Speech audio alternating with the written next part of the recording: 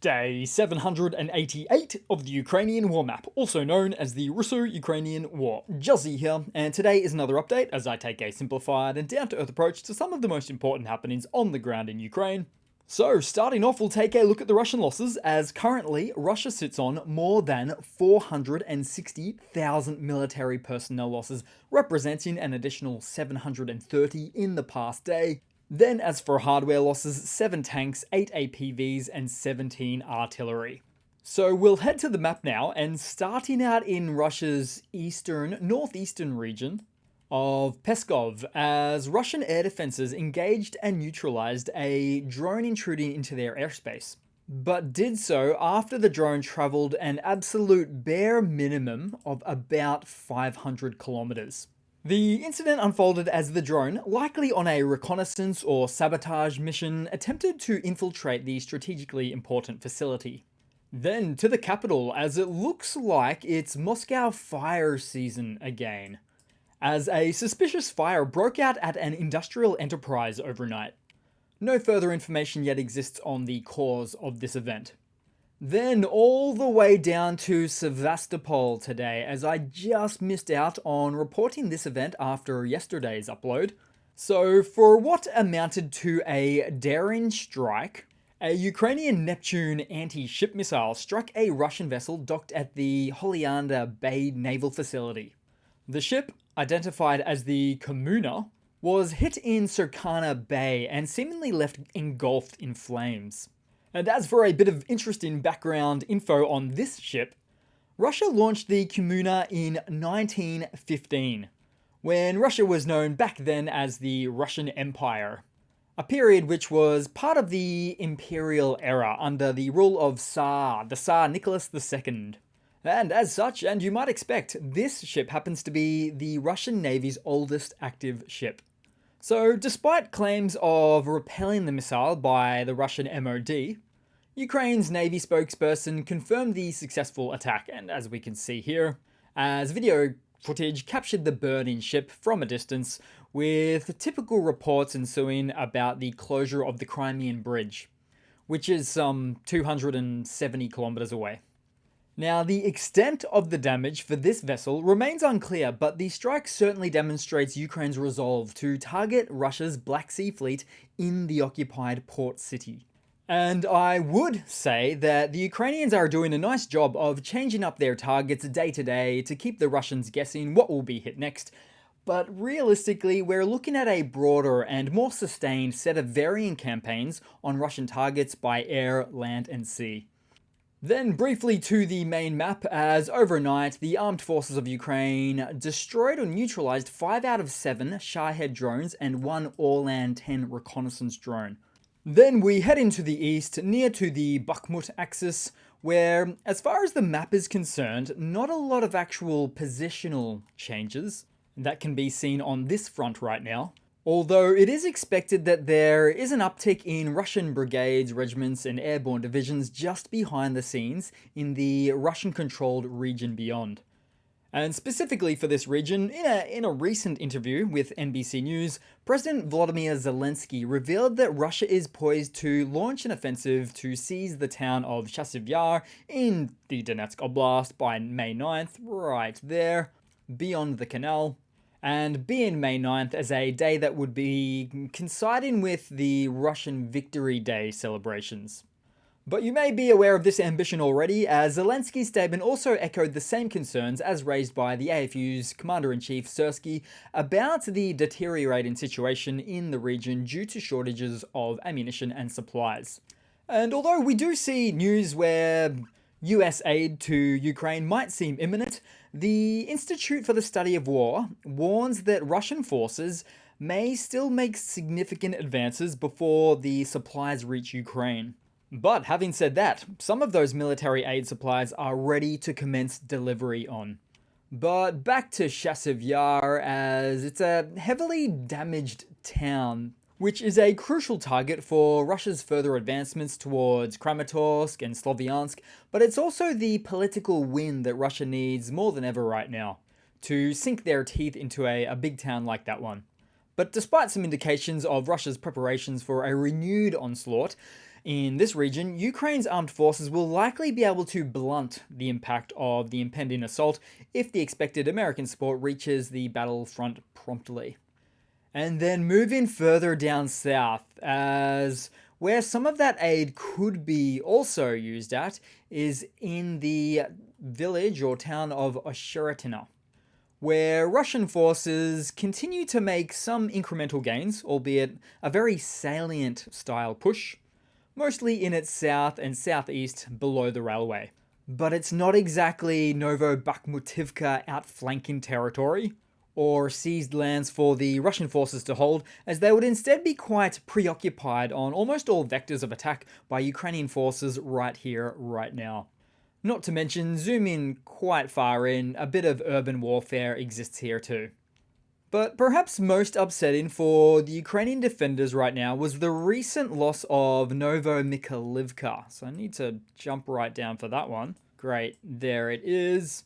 Where Russia's offensive campaign beyond the 2014 to 2022 Donbass lines, that is to say, the distance Russia traveled directly west from here since the full-scale invasion of Ukraine, is about 12 kilometers, or thereabouts 7 miles, with a lot of destruction of Russian heavy equipment along the way. And the same has more or less been true for Marinka, just north of here.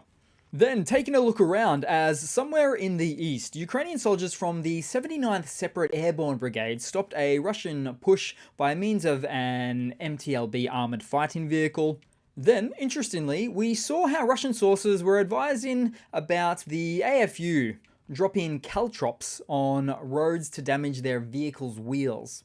The Russian telegrammer described the tactics such that when their vehicles are forced to stop due to this area of denial crow's foot spikes, they are then targeted by Ukrainian artillery or FPVs. And I know what you're wondering, are these caltrops being deployed by drones? And yes, they very much are. There's never a shortage of new operational capabilities for drones these days. Then also on the map, well, this one's further east, as the security services of Ukraine continues to destroy Russian vehicles and boats in the Kherson region. But then right next door to Odessa, as reports surfaced from an occurrence that happened a couple of days ago now, that one of Russia's ballistic missiles hit an oil depot, which is genuinely quite rare in fact. But it later turned out that this such hit was a vegetable oil depot, owned by a Singaporean company. But even so, Russia will take it as a win. And ironically, a bunch of the countries that this facility exports to are many CSTO countries, with the CSTO group basically being like a watered down Russian version of NATO. Then headed across to some news for today and take a look at this footage, because what you're seeing here is not some battlefield conflict by drone, but rather it's Ukrainian FPV artificial intelligence testing in safer quarters. So the footage from recent tests demonstrates the drone's capabilities as it autonomously detects and recognizes human silhouettes, enabling it to lock onto, that's right, terrifyingly lock onto, and track a selected target with precision. So this cutting-edge system also combines the agility and stealth of first-person view drones with munition payloads of some description to be added at a later stage, after trials are complete, of course. And at this stage, I would probably expect that Ukraine's Baba Yaga heavy drones would drop a dozen of these from high altitude in the field, which Baba Yagas are already equipped for and capable of doing, and then just let those birds free. But I would also expect that so much programmatic error control would go into these systems, and have them only initially deployed in zones where only the Russian army is known to operate, that is to say, deployment in non-civilian verifiable zones. But over time, the drones will certainly only increase in sophistication and upgrades to their algorithms, allowing them to distinguish between potential targets and threats, ensuring accurate strikes with the inherent minimization of collateral damage that would essentially go into these platforms. Also note that, well, of course, by very design, traditional electronic warfare jammers won't work on these devices, as severing the connection to the operator, which will probably still be watching the feed anyway, won't stop the drone from performing its duties. And as for the footage, I do also enjoy how one of the testers is waving a stick at the drone, which is not completely unlike what we've seen some Russians do in the field. And in the end, for this type of news piece, we may not even yet be able to conceive exactly how this technology will once again forever change the dynamics of war. Then in some other news, and to take a bit of a peek at behind the scenes footage of artillery shell production. As in the heart of a Swedish forest, a modest ammunition plant is working around the clock to meet Europe's surging demand for artillery shells. Nammo, a Norwegian-Finnish defense company, is at the forefront of efforts to ramp up production of NATO standard munitions, particularly the prized 155mm howitzer shells.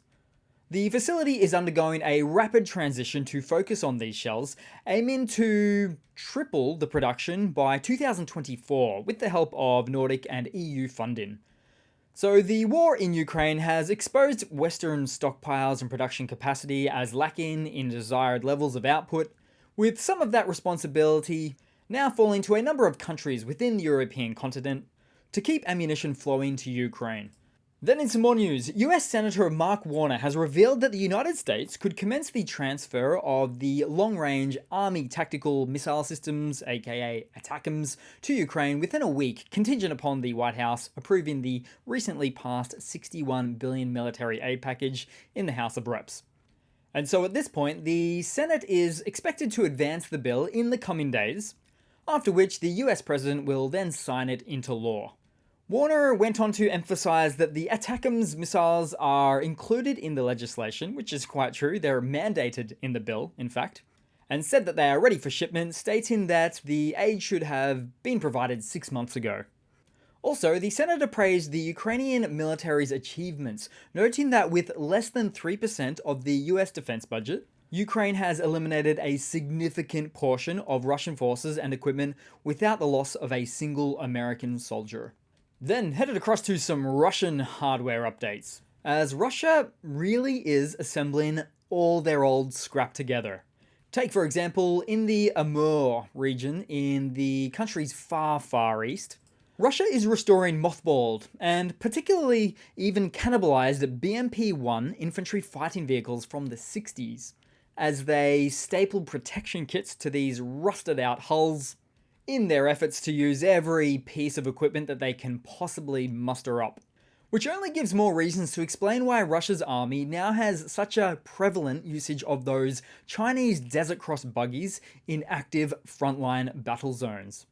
Oh, and I use the term mothballed very loosely, as pretty much any photo archives show us the winter conditions that these Soviet machines have had to contend with over the years, over the decades, with many a time hatches open, letting in precipitation and frost. Plus, the engines and their accompanying 73mm barrels must be in terribly non-functioning or written off states. Though, considering how much work each of these vehicles require, I doubt their rate of repair is worth noting. And as for those thin metal plates they call protection kits installed on a foundation of rust, well, I doubt that's optimal either. So what happens when Russia eventually runs out of its 1966 BMP-1s or artillery shells from 1937, like we saw yesterday? Just an all of the sudden striking domino collapse of their front lines. But it's not all rusted out BMP-1 hulls as part of Russia's latest arsenal. It's also Buhunka Scooby-Doo vans, like this one where a Russian serviceman was about to record a video thanking everyone who helped him put together a vehicle with quote-unquote humanitarian aid, but when he came back to the van's position the next morning, he found that it was already destroyed by an FPV drone. It just wasn't meant to be. Then moving across to a bit of a lighter segment, so one Ukrainian defender shared some video of another introducing their trench support, stating that this such cat is their trench psychologist. When you feel bad, he comes and lies on top of you and starts to comfort you. The humanity. And I'm still yet to see footage like this from the Russian side. Then headed to a quick unusual funny to round it all off for today, guys. So Russia's Chechen Republic leader, Kadyrov, or Little Caddy, looks to be up and active again, or under a rock, as he puts on display his bench pressing prowess of said rock to show everybody how much of a tough guy he is.